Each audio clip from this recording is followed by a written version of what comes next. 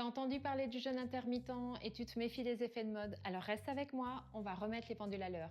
Bienvenue dans la série Une semaine sans manger, épisode 1, 3 fois par jour. C'est quoi le jeûne intermittent?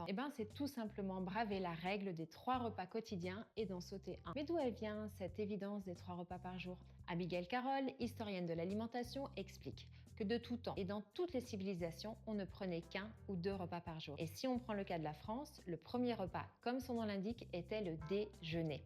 Le concept de petit déjeuner n'apparaîtra qu'à la fin du XVIIe siècle et uniquement chez les aristocrates.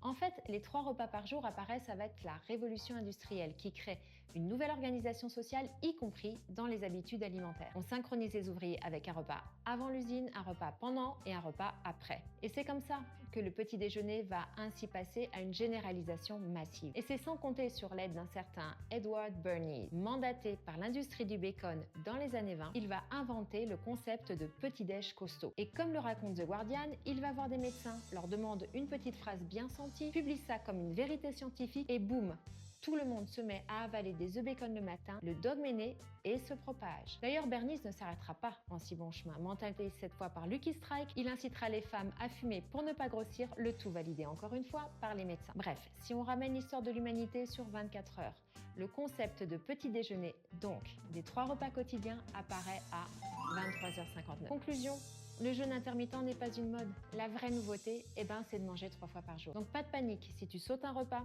sache que notre corps, s'il est bien préparé et en bonne santé, est même programmé pour en sauter pas 1, pas 2, pas 3, mais bien 21 repas. Unbelievable! J'espère que tu as la ref. En attendant, je t'explique comment et pourquoi dans le prochain épisode. Allez, à bientôt!